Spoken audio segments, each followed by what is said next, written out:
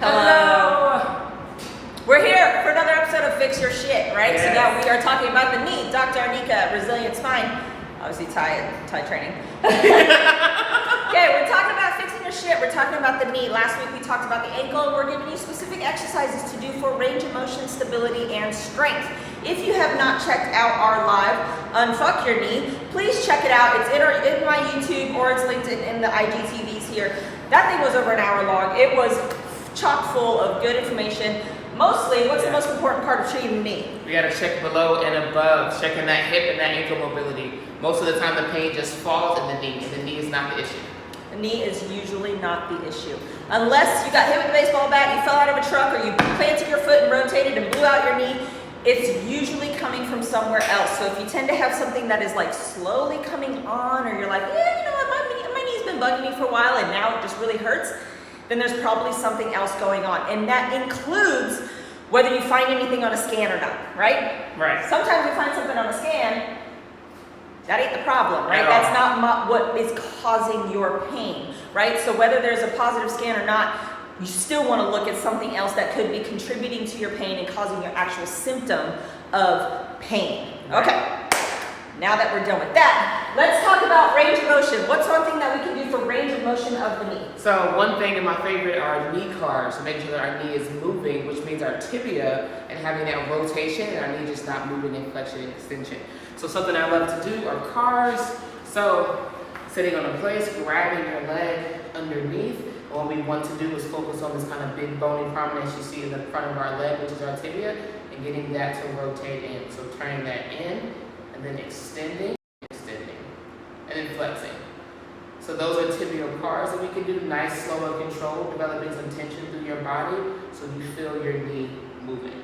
How important is tibial rotation when you're squatting? Super important. Super important. Yeah, it's pretty damn important, right? So yeah. The knee is not responsible for just flexion and extension. It does a little bit more, and if you do not possess or control that range of motion, then you could be trying to sit in a squat and rotating your knees out and you just don't have it. Or maybe one leg has it more than the other, and now you're depending on that good leg a little too much, and now you have back pain. And hip shifts. And lots squats. of hip shifts. Yes, right? So we really got to look up and down, and then starting at the tibia is huge. And there's ways to strengthen as well. There's banded tibial rotation that you can do in order to strengthen that position. I got that up on my YouTube as well. So yes, I love those cars. You want to demonstrate that one more time? That was actually a pretty complicated move. So, having this under here, but our goal is to not to have motion from the hip, and then it all comes from the knee. So, rotating in, extending up, trying to keep that rotation, that foot pointing in, rotating out, and bringing it back down. And we can do it on both sides. So starting here, rotating out, starting here, and coming back down.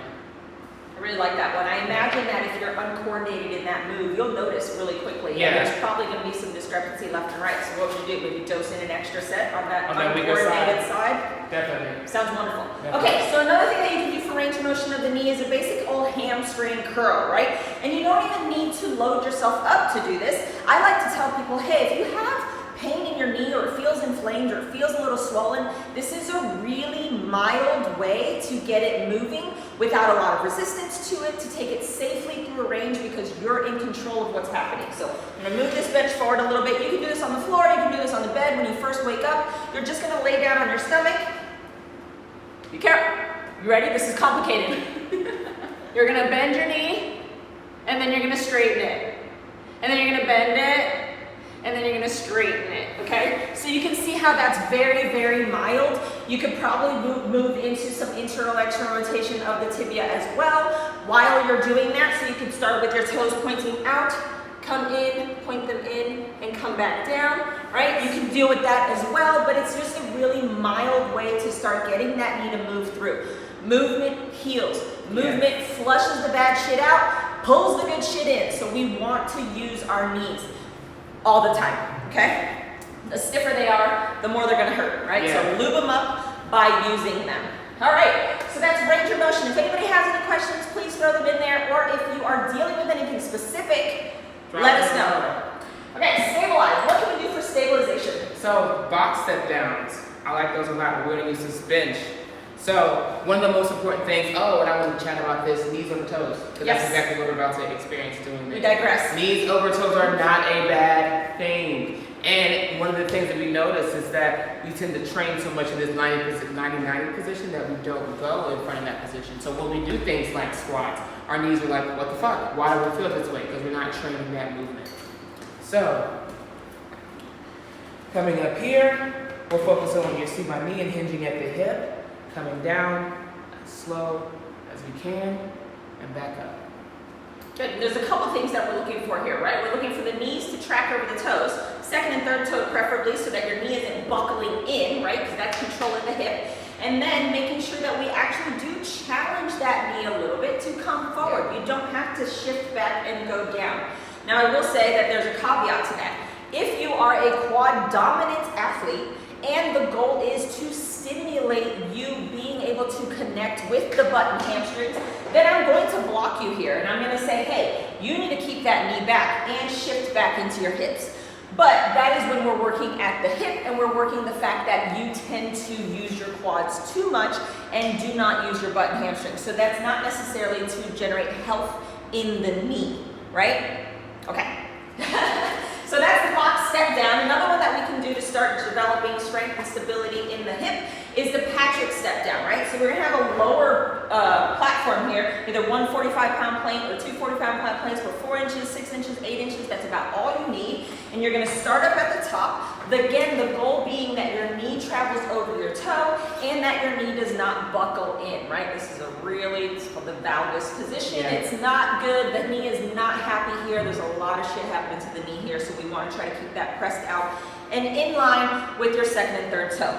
So with the Patrick step down, you're going to keep your heel planted, right? Yep. And we're going to challenge the knee to come forward, right? We're reaching forward with that opposite leg and then pulling back up. So from the side, you're going to stabilize, keep that planted heel, and then reach the other leg forward, coming down towards the ground and then back up, right? And noticing that tracking of the knee over that toe that she was talking about and how her knee is going over her toe, as well as hinging at the hip, nice and stable. Right? So in order to build up to this, start at a lower platform. If you need to hold on to a wall a little bit to get yourself stable so that you can do the dosed in amount of reps, the goal here is to get into these positions. So if you're limited and you're flopping around all over the place, give yourself something to hold on to so that you can actually do the task at hand. All right. Okay.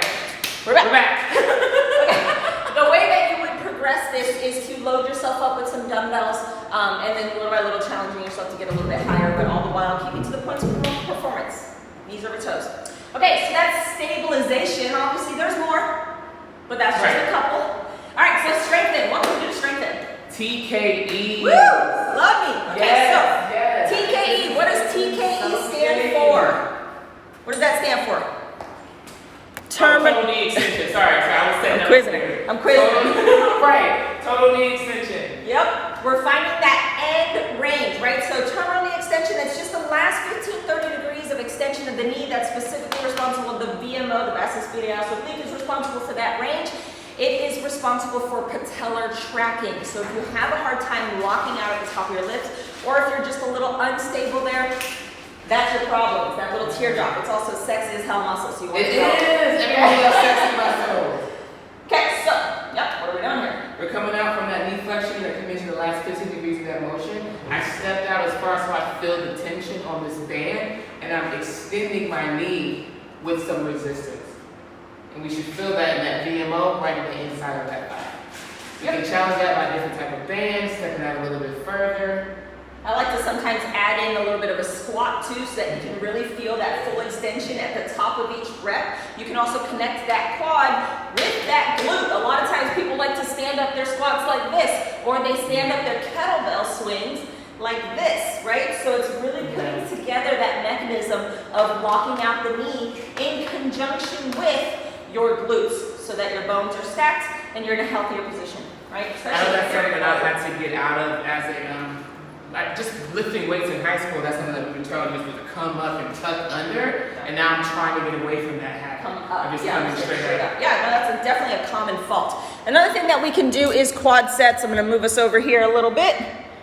Again, a terminal knee extension type of exercise, but something that can give you a lot of feedback. You would find if you have a weakness here, you'll be a little uncoordinated. You can't really put it together. I like to put something squishy underneath your knee so that you can push into it and start to really connect what's happening at the quad, right? Yeah. So we just sit up nice and tall, shove down, squeeze at the top, looking for that sexy teardrop. You can flex the ankle in order to finish that line of tension, and then you just relax and come down again, okay? Again, it's a small range. You don't need to do too much here. This is a perfect example of how we have injuries and people say we can't move or I can't do anything. Yes, you can. We can literally grab a pillow, put it under your knee, and just contract that muscle. Even if it's not lengthening, if it's not pulling, just contract it and still make sure we're keeping that mind-muscle connection. Absolutely. Same with like the hamstring curls. You lay down. If you think about using your hamstrings to do that, you know, every single exercise you can create tension with. This is one thing I tell people too. Like you can lift your arm like this, or you can lift your arm like this and create tension, right? So if you really do something with intent and think, hey, I need to use my bicep. If I were to do this 10 times up, slow, and down, slow, my bicep would be on fire, okay? So same with the hamstring curl. Like you can actively pull that heel to your butt and use your hamstrings in order to develop strength. Even if you're post-op, right? Like so, yes. If you're dealing with overuse, do something, right? Like overuse injuries specifically, like trauma is one thing, right? You're laid out, your knee's swollen, you might need to give it rest time, fine, whatever. But even during that rest, move above and below, right? Like there's so many things. There's always something. Movement needs to happen no matter what is broken. Right. Right, we tend to compensate everywhere. So if you are having an injury to that knee and we're making sure that we're strengthened and stable in our hip, make sure we're ready in our ankle, that's how when we are ready to get back up and moving and getting back into the activities we want to do, we're not causing more pains because this has been compensated. And now we're sitting back down again because now other parts of our body are hurting. So making sure that the rest of your body part is prepared for when you're ready to go. That's so important. That's hugely important. Like if you're in a boot, let's say I have a broken ankle and you're in a boot, dude, 6 months down the line, your shoulder could start hurting you. And it's because you were in that boot, right? So you just need to make sure that the rest of your body is moving and moving within what it can do. And you gotta keep pushing a little bit. You gotta really just say like, look, I'm not laid up. There are other things that we can do. So that is, I mean, we're gonna keep preaching that till the cows come home. Exactly. All right, so we did have somebody ask a question about having bad knees, like ACL blowouts, a history of bad strength training in high school and college, and just falling back on the fact that, hey, I have bad knees. What do you say to that? I say we have to take everything off and start from the beginning and just start with basics like we did with range of motion. Do you have full range of motion in both flexion, extension? Can you move? Do you have good tibial rotation? We need to see if you have the full range of motion, and maybe because you're limited there and then we try to load it, that's where the bad knees comes in.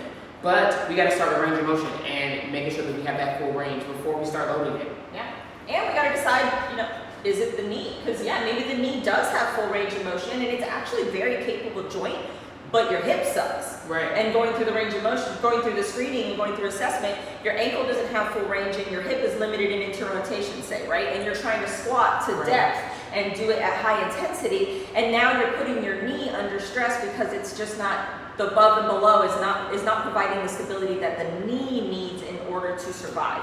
So a full assessment is going to be needed, and generally if you are dealing with bad knees and they are limiting you, it's time to step back, take a few steps back so that you can rebuild. And in the training lifespan and the longevity of your training career, taking a couple steps back in the beginning, it's hugely important. Yeah, it's needed. No one wants to, but it's needed. It's needed. And sometimes it's short and sometimes it's long, but dealing with pain for the long term is not a good option, right? It just gets worse. You get other things that start happening. It starts impacting your training in general, and then you have to really, really slow it down. You don't want to do that later. You want to do that now. Now, exactly. All right, next week, what are we talking about? Hips. The hip. Yes. We're gonna need a couple of those. Hips don't. We are. We might need a couple of those. Yeah. Maybe. Right. Yeah. All right. Yeah. So we're gonna talk about fixing your hip, right? Fix your shit. You guys need to reach out to us if you have any questions. Please go back and watch the Unfuck Your Body series. We do have lots of answers. Reach out. We're here. Yes. We'll see you next week. Bye. Next Wednesday.